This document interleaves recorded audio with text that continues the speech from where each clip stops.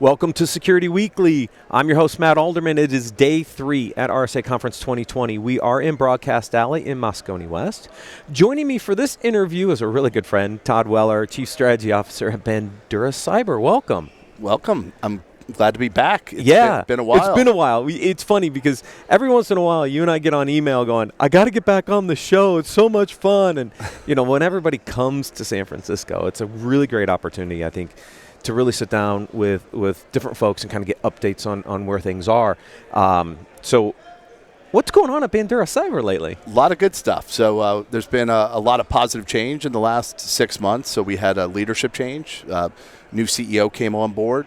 And what I'd say is we've put in place a stronger foundation in a number of areas, including kind of on the product side, kind of putting more investment there to improve the quality and performance of the product. So we just released a next-gen version or a new version of our core OS that runs on our Threat Intelligence Gateway. So that's well received. And we've invested more in the product and engineering and QA front. And so you're going to see a lot more kind of innovation from us. I think the other big change has been from a sales perspective. We've really rebuilt kind of the whole sales and go-to-market to better aligned to the markets we serve. So having kind of a SDR layer inside enterprise reps. And then from a positioning and messaging perspective, we've talked in the past around threat intelligence gateways. It's a category that, Gartner defined a few years ago, and that's still very important to us. But we're now positioning more as a threat intelligence protection platform. And I'm happy to kind of go into kind of what all that means. And because I did some early work with parts of your team because I was interviewing for one of the roles over there. Which one? CEO. Ron had me interview there a few years back before you got there. Yep. And so I know the product line pretty well and some of the things. And the one challenge I always had with this concept of a threat intelligence gateway is, right? I mean, gateways are interesting, but where's the value in that? And in what you just said is threat intelligence protection, right? Now I can see some value, right? And I think one of the interesting parts about what Bandura Cyber does is it eliminates a lot of potential threats. Yep. Before they even hit the firewall. Right. Right? Which to me is more than a gateway, right? Yep. Because gateways you think of as ways to direct activities. You don't think about them as ways to remove threats out of the environment. So the concept of a threat intelligence protection to me is a lot more like to the point of what you guys actually do. So walk me through some of that. Sure, and you hit the nail on the head, right? Protection is important, right? Because we are blocking, we are preventing threats, right? The evolution is about how we do it. So and the story is really the same. It's just, I'll explain it like this. So we, are aggregating threat intelligence from multiple sources, right? That's consistent. We focus on IP and domain indicators, but we partner on that front. Webroot, domain tools, Proofpoint. The second angle is we integrate threat intelligence. So that's where folks already have it. And so there, again, we're partnering with folks like Anomaly, Recorded Future, Threat Quotient, Threat Connect. And the way we do that is out in the cloud, right? So that aggregation and integration layer is all being done out in AWS we use. And not only are the indicators, but the enforcement policies then are flowing from the cloud down to the threat intelligence gateways that are on-prem.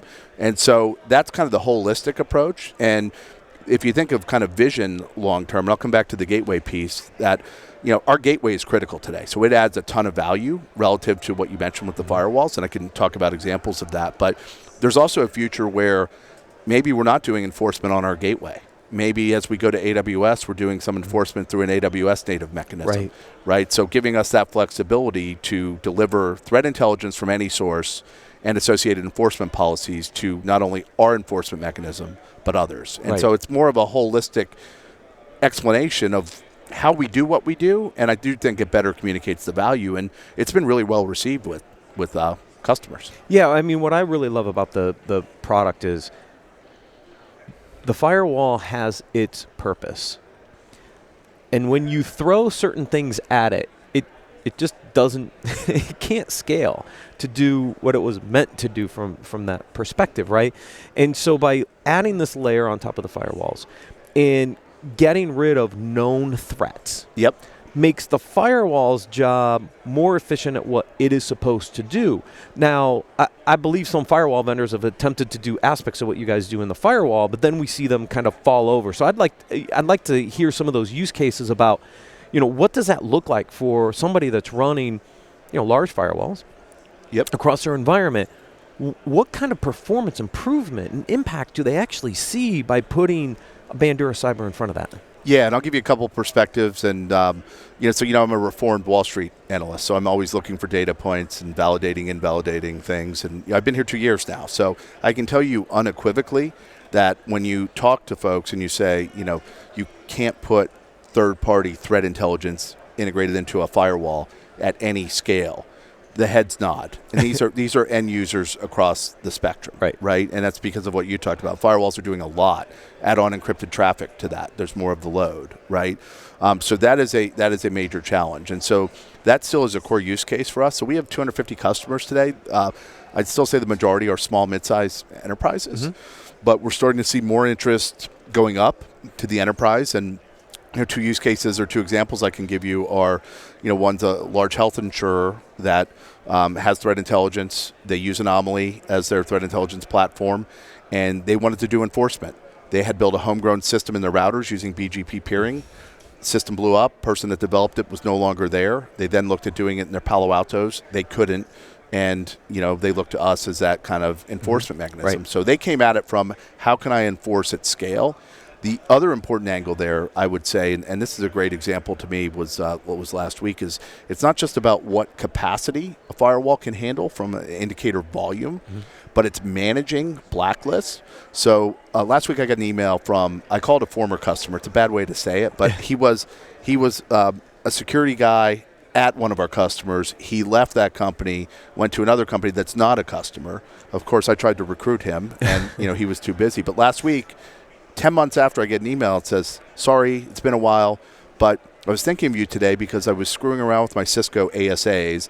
I was working on my blacklists and ACLs, and I started cursing at this thing, wishing I had, Bandura Cyber solution. Can you send me some information on it? So to him, that shows kind of the manual workload of managing and maintaining blacklists.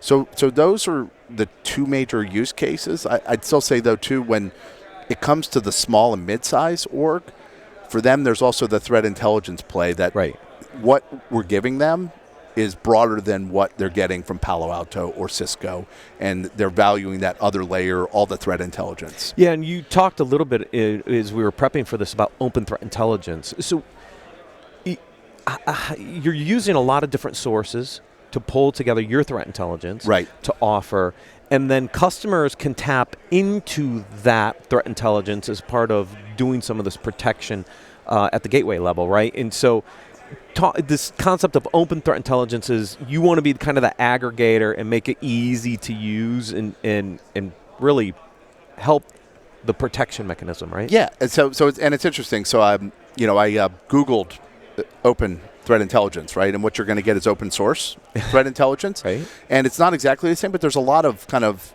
commonalities, right? So what does open mean? It's not closed. And so if you look at a lot of the security controls today, they're powered by their proprietary threat intelligence, right? And that kind of sustains itself. It's their value add. So you mentioned vendors have made moves to work with third party. They have, right? I mean, let's look at the firewalls. Palo Alto has MindMeld, right? That hasn't really worked so well. Vendors have tried to share indicators, Cyber Threat Alliance. So there's not an incentive to be open, even if you can get past the performance issues. The other aspect is kind of flexible, because threat intelligence changes and portable. And so this theme of open is that there's lots of threat intelligence out there. Customers should be able to use the threat intelligence they want and then integrate it into security controls to protect their business. And that's a big challenge today. So this concept's gaining momentum. And I did a panel yesterday here with DHS, Global Resilience Federation, and John Hopkins Integrated Adaptive Cyber Defense. And you can see it from the people outside asking questions. This challenge of, I want to use more threat intel, but it's really hard for me to integrate it into an environment that's still largely closed. I mean, although there's a little bit of openings. There's some opening. I mean, we've seen some threat intel aggregators pulling data together. I think what you're building is kind of like the Uber integrator, right? Because you're integrating so many different sources. Some of those happen to be consolidated sources already, but you're still augmenting that with some of the other sources. I think that's really challenging for a lot of organizations. Yep. Which goes actually a little beyond just gateway protection, if we think about it, right? Because that data is also relevant in the SOC. Have you thought about how some of that then gets leveraged, not just at the gateway, but potentially behind the gateway in the SOC? Yeah, and I'll give you a couple angles because we do see, I'm talking more about like a downstream data and analytics play because what the gateway and the enforcement is doing, right, is sensing. And so we're seeing a lot of things, right? So there's the obvious, which gets back to more of a proprietary threat detection. Like we're seeing things, right? And so we can help improve that. But there's a couple interesting angles. So one, folks that have invested a lot in threat intelligence are having a tough time with ROI, right? And there's a couple angles to that. One is there ROI in threat intelligence? And I think the answer generally is yes, because threat feeds will give you additional visibility. As long as you can make it actionable. No, I agree with you. Yeah. Right? It's the threat intelligence by itself without the ability to effectively take an action is where I think the difficulty comes. And in the early days of threat intelligence, it was all about the data, not about the actionability. What you guys have done at the gateways, you've made it actionable. Right. Right? But I still think in the SOC, that's still a little bit of a challenge. That's why I asked, is there a way to bring some of that back down in there? Because if I can turn that threat intelligence into actionable information for the analyst, the SOC analyst to make decisions, there's a win there. Yep. And so here's how we approach that. And I'll give you kind of a higher level answer of where the market is, and I think it's heading this way. But so I think part of it is a threat intel maturity. Progression, right? People got feeds and said, oh, how do I manage these? Then they go out and buy threat intel platforms, right, to aggregate, make sense of them. And that takes time. And then you have to get confident in your threat intel before you take action. So this was a year ago, large energy company. I was at a GRF annual summit, and they attended my presentation. And a guy came up to me and said, man, I really like what you do. He said, but you're about a year ahead of us. In a year, and this is a big progressive user, right? So they have not yet gotten to the point of taking action at scale, but they're getting there. Vulnerability's gone through the same thing. Yep. Right? I mean, we're following a very similar path in the days of vulnerability assessment, to vulnerability management, now vulnerability prioritization, the ability to really start to take action. I mean, we've been doing that for almost 20 years now, and we're still maturing that process. Threat intelligence came way after that. Yeah. So threat intelligence is kind of going down that similar path, right? I need to collect the data, okay, but then I need to be able to make sense of the data, correlate it with other things, and turn it into actionable intelligence versus just a big data feed. Yep, and I think the angle we help to do that in this evolution is like we have a big focus on integrations right now with SIEMs, with SOARs, right? Because at that level, that allows you to kind of get more context in what you're doing, right? So one is our sensing can provide visibility into those systems. And that's like a basic, right? Yeah. The gateway has to send logs to the SIEM, no duh, right? But what more I'm talking about is through the SIEM being able to do an automated action. What I honestly got to get smarter at is, SIEMs are buying SOARs and, how is that all being done? But we're working to update our Splunk app now, and soon after that we'll be looking for how can we enable through Splunk Enterprise or Splunk Phantom, whatever kind of combination that looks, but the ability to take an automated action. And so I think you have to have both. To update a protection rule. Right. Yep. If I see something maybe inside my network, but we didn't see it on the outside, is there a way to, making those correlations and then allowing some updates to the protection rules in a more automated fashion hopefully puts better protections in place, at least at the gateway. And I think for us as a company, those partnerships are going to be huge, right? Because it gives us exposure to the people that are taking action with it. And so, I'm very bullish. I think there's, threat intelligence has a long way to go still, but it's, small, mid-sized businesses are adopting it more. The large enterprises are starting to operationalize it more like we talked about with taking action. And I think there's a lot of opportunity. Yeah, and then as that continues to mature, now the gateway is sitting there to actually do a lot of protection makes a lot of sense because it just gets a lot of the noise out of the way. Let at least your perimeter firewalls perform better. and then any of that threat intelligence that helps the SOC from an internal perspective only adds more value as those organizations continue to mature. Yeah, and one of the things you said, which I didn't really answer you, because one, I'm not sure I have a great quantitative data point, but I'm going to speak to the point.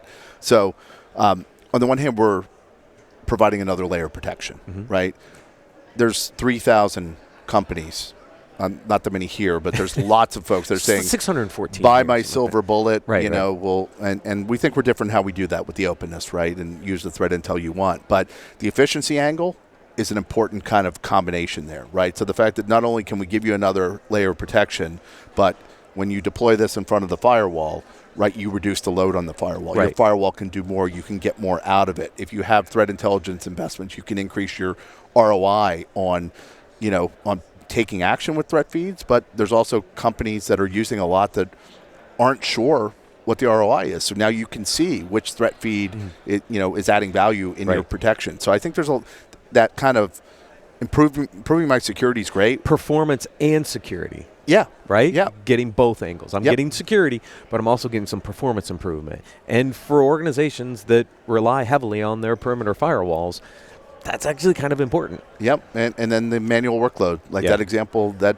dude that's sitting there pounding his head as he's dealing with ACLs in a Cisco ASA, right, when it could be really automated. Right. So it's good to have, I think, both those angles. Yeah. It's awesome, Todd. Thank you for joining us. I appreciate it. Yeah, it's always a pleasure. Thank you, everyone, for watching and listening. We'll see you next time.